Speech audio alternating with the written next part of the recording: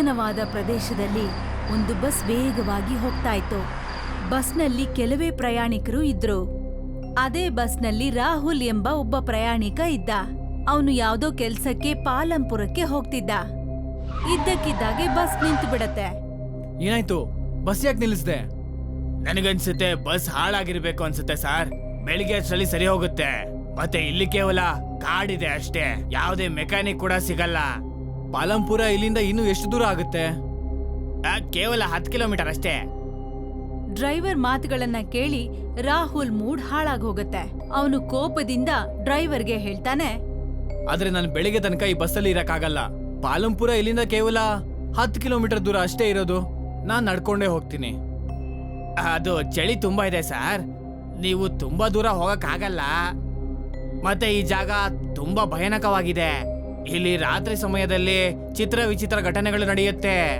ಇವತ್ ರಾತ್ರಿ ನೀವು ಬಸ್ಸಲ್ಲಿದ್ರೆ ಒಳ್ಳೇದನ್ಸುತ್ತೆ. ಬಸ್ ಡ್ರೈವರ್ ಮಾತುಗಳನ್ನ ಕೇಳಿ ಬಸ್ನಲ್ಲಿರೋಂತ ಎಲ್ಲಾ ಪ್ರಯಾಣಿಕರು ಮತ್ತೆ ರಾಹುಲ್ ಕೂಡ ನಗೋದಕ್ಕೆ ಶುರು ಮಾಡ್ತಾನೆ. ಭಯಾನಕನ? ಹಾಗಿದ್ರೆ ನಿಮ್ನ ನೀವು ಕಾಪಾಡ್ಕೊಳ್ಳಿ. ರಾಹುಲ್ ಬಸ್ಸಲ್ಲಿರೋ ಎಲ್ರಿಗೂ ಹೇಳ್ತಾನೆ.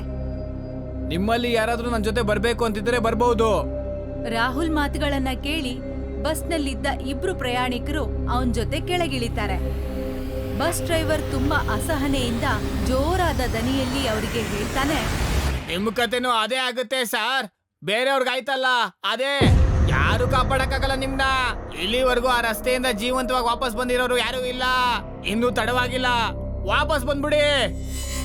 ಆದ್ರೆ ರಾಹುಲ್ ಮತ್ತೆ ಆ ಇಬ್ರು ಹುಡುಗರು ಡ್ರೈವರ್ ಮಾತುಗಳನ್ನ ಕೇಳಿಸ್ಕೊಳ್ಳೋದೇ ಇಲ್ಲ. ಆ 3 ಜನ ಆ ಕತ್ತಲಿನ ದಾರಿಯಲ್ಲಿ ನಡೀತಾ ಹೋಗ್ತಾರೆ.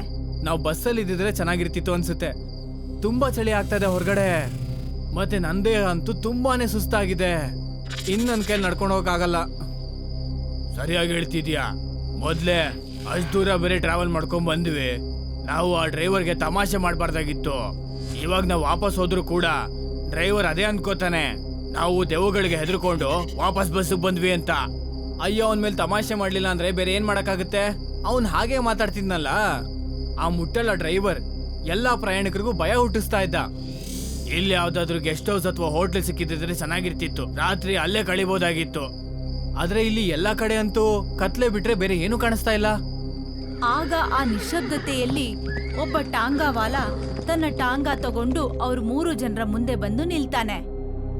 ಈ ಕಾಡಲ್ಲಿ ಯಾಕೆ ಸುತ್ತಾಡ್ತಾ ಇದ್ದೀರಾ ನೀವು? ಈ ಕಾಡಂತೂ ತುಂಬಾ ಭಯಾನಕ. ನಾವ್ 3 ಜನ ಪ್ರಯಾಣಿಕರು. ನಮ್ ಬಸ್ಸು ಇದ್ದಕ್ಕಿದ್ದಾಗೆ ಹಾಳಾಗೋಯ್ತು. ಮತ್ತೆ ನಾವು ರಾತ್ರಿಯನ್ನ ಬಸ್ಸಲ್ಲಿ ಕಳಿಕೆ ಇಷ್ಟ ಇರ್ಲಿಲ್ಲ. ಅದಕ್ಕೆ ನಾವ್ ಯೋಚಿಸಿದ್ವಿ ನಾವು ನಡ್ಕೊಂಡೇ ಪಾಲಂಪುರ್ಗೆ ಹೋಗೋಣ ಅಂತ. ಇದು ನಿಮ್ಮ ಊರಲ್ಲ, ಬೆಟ್ಟ ಗುಡ್ಡ ಇರೋ ಜಾಗ. ಮತ್ತೆ ಈ ಜಾಗದ ರಸ್ತೆಗಳು ತುಂಬಾ ಭಯಾನಕವಾಗಿರುತ್ತೆ. ನೀನ್ ಸರಿಯಾಗಿ ಹೇಳ್ತಿದ್ಯಾ. ನಮ್ 3 ಜನಕ್ಕೀಗ ನಮ್ಮ ತಪ್ಪಿನ ಅರಿವಾಗಿದೆ. ಅಲ್ಲ, ಇಂಥ ಜಾಗದಲ್ಲಿ ಒಂದು ಹೋಟೆಲ್ ಅಥವಾ ಹೌಸ್ ಇದ್ರೆ ಚೆನ್ನಾಗಿರ್ತಿತ್ತು. ಓ, ಹಾಗಿದ್ರೆ ಇದಾ ವಿಷಯ. ಅದು ಇಲ್ಲೇ ಪಕ್ಕದಲ್ಲಿ ಒಂದು ಜಾಗ ಇದೆ. ಅಲ್ಲಿ ನಿಮ್ಗೆ ತಿನ್ನೋದಕ್ಕೆ ಮತ್ತೆ ರಾತ್ರಿ ಉಳ್ಕೊಳ್ಳೋದಕ್ಕೆ ಬೆಚ್ಚಗಿರೋ ಜಾಗ ಸಿಗುತ್ತೆ. ಆದ್ರೆ ನಮ್ಗಂತೂ ಇಲ್ಲಿ ಕೇವಲ ಕತ್ಲು ಬಿಟ್ರೆ ಬೇರೆ ಏನು ಕಾಣಿಸ್ತಿಲ್ವಲ್ಲ. ನಾನು ಇದೇ ಜಾಗದಲ್ಲಿ ವಾಸ ಮಾಡೋದು. ನನಗೆ ಈ ಜಾಗದ ಮೂಲೆ ಮೂಲೆ ಕೂಡ ಗೊತ್ತಿದೆ. ನನ್ನ ಕೆಲಸ ಏನು ಅಂದ್ರೆ ನಿಮ್ಮಂತ ಟೂರಿಸ್ಟ್ಗಳನ್ನ ಹುಡ್ಕೊಂಡು ಅವರ ಜಾಗಕ್ಕೆ ತಲುಪಿಸೋದಾಗಿರುತ್ತೆ. ಥ್ಯಾಂಕ್ ಯು ನಮ್ಗೆ ಸಹಾಯ ಮಾಡಿದ್ದಕ್ಕೆ. ಇಲ್ಲಾಂದ್ರೆ ನಮ್ಗೆ ಏನನ್ನಿಸ್ತಿತ್ತು ಅಂದ್ರೆ ಈ ಚಳಿ ಇವತ್ತು ನಮ್ ಜೀವನೇ ತಗೊಂಡು ಹೋಗ್ಬಿಡುತ್ತೆ ಅಂತ. ಆ 3 ಜನ ಕುದುರೆ ಗಾಡಿಯಲ್ಲಿ ಕೂತ್ಬಿಡ್ತಾರೆ. ಆಗ ಕುದುರೆ ಗಾಡಿ ಒಂದು ಕಚ್ಚಾ ರಸ್ತೆಯಲ್ಲಿ ವೇಗವಾಗಿ ಓಡಕ್ ಶುರು ಮಾಡತ್ತೆ. ಅಲ್ಲಿ 4 ಕಡೆ ತುಂಬಾ ದಟ್ಟವಾದ ಕಾಡಿರತ್ತೆ. ರಾಹುಲ್ ಆ ಕುದುರೆ ಗಾಡಿಯವನ್ನ ಕೇಳ್ತಾನೆ, ಇದ್ಯಾವ್ ದಾರಿ ಅಣ್ಣ? ನೀವು ನಮ್ಮನ್ನೆಲ್ಲ ಎಲ್ಲಿ ಕರ್ಕೊಂಡು ಹೋಗ್ತಾ ಇದ್ದೀರಾ? ಇನ್ನೇನ್ ತಲುಪ್ಬಿಡ್ತೀವಿ. ಈ ರಸ್ತೆ ಮುಗಿತಿದ್ದ ಹಾಗೆ ನಾವು ಹೋಗ್ತಾ ಇರೋ ಜಾಗನ ತಲುಪ್ತೀವಿ. ಸ್ವಲ್ಪ ಸಮಯದಲ್ಲೇ ಆ ಕಚ್ಚಾ ರಸ್ತೆ ಮುಗಿದು ಹೋಗ್ಬಿಡತ್ತೆ. ಮತ್ತೆ ಅವರು ಒಂದ್ ಕಡೆ ಬರ್ತಾರೆ. ನೋಡಿ, ಬಂದ್ಬಿಡ್ತು ನಾವು ಉಳ್ಕೊಳ್ಳೋ ಜಾಗ. ರಾಹುಲ್ ಮತ್ತೆ ಆ ಇಬ್ರು ಕುದುರೆ ಗಾಡಿಯಿಂದ ಇಳಿತಾರೆ. ಆ ಗಾಡಿಯವನು ಅಲ್ಲಿಂದ ಹೊರಟ್ಬಿಡ್ತಾನೆ. ಅವ್ರ ಎಲ್ರ ಮುಂದೆ 3 ಗುಡಿಸಲುಗಳು ತುಂಬಾನೇ ಬೇರೆ ರೀತಿಯಲ್ಲೇ ಕಾಣಿಸ್ತಿದ್ವು. ಇದ್ದಕ್ಕಿದ್ದಾಗೆ 2 ಸುಂದರ ಹುಡುಗಿಯರು ಆ ಗುಡಿಸಲುಗಳಿಂದ ಆಚೆ ಬರ್ತಾರೆ. ನಿಮ್ಗೆಲ್ರಿಗೂ ಇಲ್ಲಿ ಸ್ವಾಗತ. ನಾವ್ ಎಷ್ಟೊತ್ತಿಂದ ನಿಮ್ಗೋಸ್ಕರನೇ ಕಾಯ್ತಾ ಇದ್ವಿ. ಕಡೆಗೂ ನೀವೆಲ್ರೂ ಇಲ್ಲಿಗೆ ಬಂದ್ಬಿಟ್ರಿ, ಖುಷಿ ಆಯ್ತು ನನ್ಗೆ. ಇದ್ಯಾವ್ ಜಾಗ? ಈ ಜಾಗ ನಿಮ್ಮಂತ ಪ್ರಯಾಣಿಕರಿಗೋಸ್ಕರನೇ ಮಾಡಿರೋಂಥದ್ದು. ಒಂದು ಸಲ ಇಲ್ಲಿಗ್ ಬಂದವ್ರಿಗೆ ಇಲ್ಲಿಂದ ಹೋಗೋ ಅಂತ ಮನ್ಸೇ ಆಗೋದಿಲ್ಲ, ಯಾಕೆಂದ್ರೆ ಅವರು ಇಲ್ಲಿಂದ ವಾಪಸ್ ಹೋಗೋದಕ್ಕಾಗೋದೇ ಇಲ್ಲ. ಆಗ ಇದ್ದಕ್ಕಿದ್ದಾಗೆ ಅವರು 3 ಜನರ ಕಿವಿಗೆ ಗೆಜ್ಜೆನಾದ ಕೇಳ್ಸತ್ತೆ. ಒಬ್ಬ ಸುಂದರವಾಗಿರುವಂತ ಹುಡುಗಿ ಇನ್ನೊಂದು ಗುಡಿಸಲಿಂದ ಆಚೆ ಬಂದು ರಾಹುಲ್ ಮುಂದೆ ಬಂದು ನಿಂತ್ಕೋತಾಳೆ. ನಾನೀ ಪ್ರಪಂಚದಲ್ಲಿ ಸುಂದರವಾದ ಹುಡುಗಿಯರನ್ನ ನೋಡಿದ್ದೀನಿ, ಆದ್ರೆ ನೀವು ನನ್ನ ಮಾತನ್ನ ನಂಬಲೇಬೇಕು. ನಾನು ನಿಮ್ಮಂತ ಸುಂದರವಾದ ಹುಡುಗಿನ ಇದುವರೆಗೂ ನೋಡೇ ಇಲ್ಲ. ನನ್ನನ್ನ ಯಾರು ಒಂದ್ಸಲ ನೋಡ್ತಾರೋ ಆಮೇಲೆ ಅವರು ಇನ್ಯಾವುದನ್ನು ನೋಡೋಕೆ ಲಾಯಕ್ಕಾಗಿರಲ್ಲ. ನನ್ ಹೆಸರು ಬಿಂದು ಅಂತ. ನೀನು ಎಲ್ಲಾ ವಿಷಯನೂ ಆಚೆ ನಿಂತ್ಕೊಂಡೇ ಕೇಳಿಸ್ಕೋತೀಯಾ? ಅಂದ್ರೆ ನಮ್ಗೆಲ್ಲ ಟೂರಿಸ್ಟ್ ಒಬ್ಬ ಅತಿಥಿ ಅನ್ನೋ ಭಾವನೆ ಇರುತ್ತೆ. ಮತ್ತೆ ನಾವು ನಮ್ಮ ಅತಿಥಿಗಳ ಸತ್ಕಾರ ಈ ಸುಂದರವಾಗಿರೋಂತ ಗುಡಿಸಲಿನ ಒಳಗ್ ಮಾಡ್ತೀವಿ.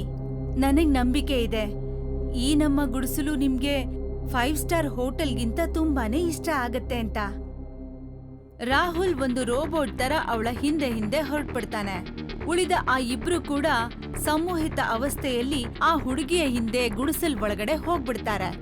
ಗುಡಿಸಲಿನ ಒಳಗೆ ಹೋಗಿದ್ದ ಒಬ್ಬ ಯುವಕ, ಅವನ್ ಹೆಸರು ರಾಜೇಶ್ ಆಗಿತ್ತು. ಅವನು ಆ ಹುಡುಗಿಗೆ ಹೇಳ್ತಾನೆ, ಏನ್ ಹೆಸರು ನಿಮ್ದು? ನಿಮ್ಮಂತ ಸುಂದರವಾದ ಹುಡುಗಿನ ನನ್ನ ಜೀವನದಲ್ಲೇ ನೋಡಿಲ್ಲ. ಯಾಕಿಷ್ಟು ಅರ್ಜೆಂಟು?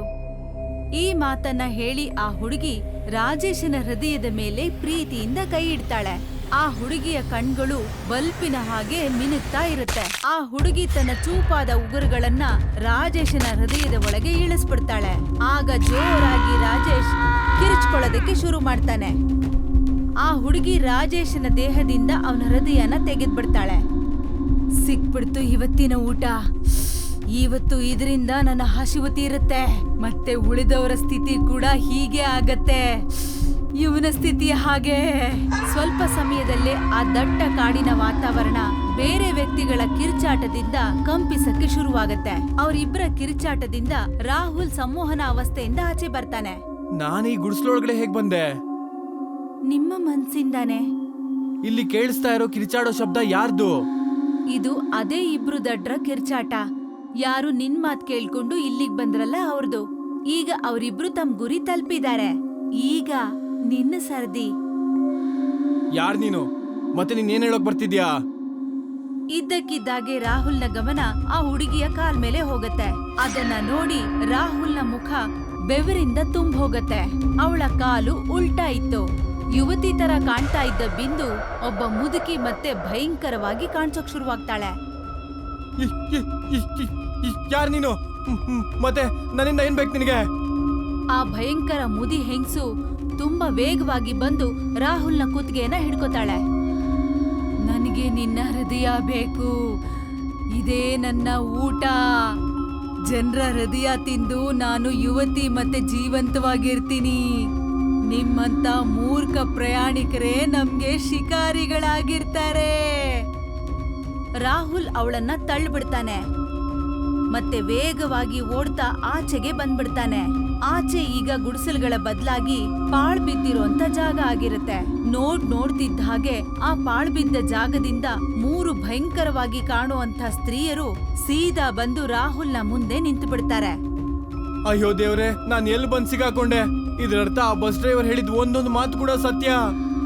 ಆಗ ರಾಹುಲ್ನ ಗಮನ ಮುಂದೆ ಬಿದ್ದಿರೋಂತ 2 ಶವಗಳ ಮೇಲೆ ಹೋಗುತ್ತೆ. ಇದು ಅವರಿಬ್ರೆ ತಾನೆ? ನನ್ ಜೊತೆ ಬಂದಿದ್ರಲ್ಲ ಅವರು. ಇವ್ರ ದೇಹದಿಂದ ಅಂತೂ ಹೃದಯನೇ ಕಾಣೆಯಾಗಿದೆಯಲ್ಲ. ಇದ್ರ ಅರ್ಥ ಇವರೆಲ್ಲ ಕ್ರೂರವಾಗಿರೋ ರಾಕ್ಷಸಿಯರಾ? ರಾಹುಲ್ ಅಲ್ಲಿಂದ ಓಡೋಕೆ ಶುರು ಮಾಡ್ತಾನೆ. ಓಡ್ತಾ ಓಡ್ತಾ ಅವನ ಕಾಲು ಯಾವ್ದಕ್ಕೂ ಎಡವತ್ತೆ.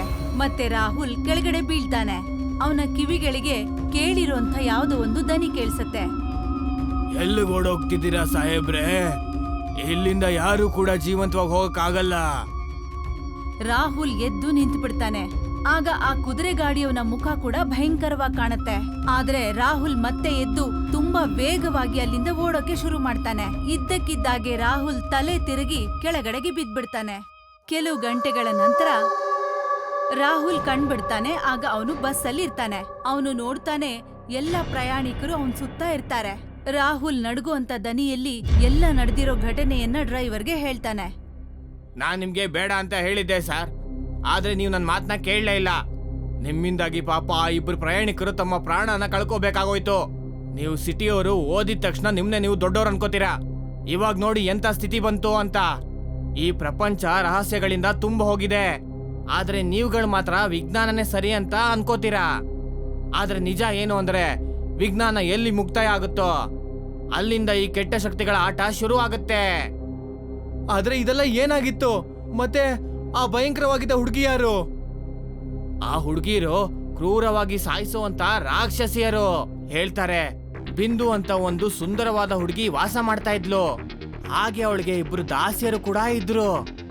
ಬಿಂದುಗಾಗಿ ಕೆಲಸ ಮಾಡ್ತಿದ್ದ ವ್ಯಕ್ತಿ ಕುದುರೆ ಗಾಡಿ ಓಡಿಸ್ತಾ ಇದ್ದ. ಹೇಳ್ತಾರೆ ಬಿಂದು ಯಾರನ್ನಾದ್ರೂ ನೋಡಿದ್ರೆ ಅವ್ರ ಜೊತೆ ಇರೋರ್ಗೂ ಬೇಕು ಅನ್ಸಿದ್ರೆ ಊರಿಂದ ಎತ್ತಾಕೊಂಡ್ ಬಂದು ಅವ್ರ ಹೃದಯನ ತಿಂತಾ ಇದ್ರು. ಆದ್ರೆ ಯಾರಿಗೂ ಕೂಡ ಬಿಂದು ವಿರುದ್ಧವಾಗಿ ಮಾತಾಡೋದಕ್ಕೆ ಧೈರ್ಯ ಇರ್ಲಿಲ್ಲ. ಈ ವಿಷಯ ಊರ್ನವ್ರಿಗೆಲ್ಲ ಗೊತ್ತಾದ್ಮೇಲೆ ಅವರು ಬಿಂದುನ ಮತ್ತೆ ಅವರ ಜೊತೆಗಾರರನ್ನ ಮತ್ತೆ ಆ ಕುದುರೆ ಓಡಿಸೋನು ಕೂಡ ಅವರ ಮನೆಯಲ್ಲೇ ಜೀವಂತವಾಗಿ ಸುಟ್ಟು ಹಾಕಿದ್ರು. ಮತ್ತೆ ಇವತ್ತಿಗೂ ಕೂಡ ಯಾರಾದ್ರೂ ಒಬ್ಬ ವ್ಯಕ್ತಿ ರಾತ್ರಿ ಹೊತ್ತಲ್ಲಿ ದಾರಿ ತಪ್ಪಿ ಆ ದಿಕ್ಕಿಗೆ ಬಂದ್ರೆ ಆ ರಾಕ್ಷಸಿ ಅವರ ಹೃದಯನ ಕಿತ್ಕೊಂಡು ತಿಂದ್ಬಿಡ್ತಾಳೆ. ರಾಹುಲ್ ಅದೇ ದಿನ ಬೆಳಗ್ಗೆ ಬೇರೆ ಬಸ್ನ ಹಿಡಿದು ದೆಹಲಿಯನ್ನ ತಲುಪ್ತಾನೆ. ಆದ್ರೆ ರಾಹುಲ್ಗೆ ಯಾವಾಗ ಆ ಭಯಂಕರ ದೃಶ್ಯ ನೆನಪಾಗತ್ತೋ ಆಗ ಅವನ ಮೈಯೆಲ್ಲ ನಡುಗೋಕೆ ಶುರುವಾಗತ್ತೆ.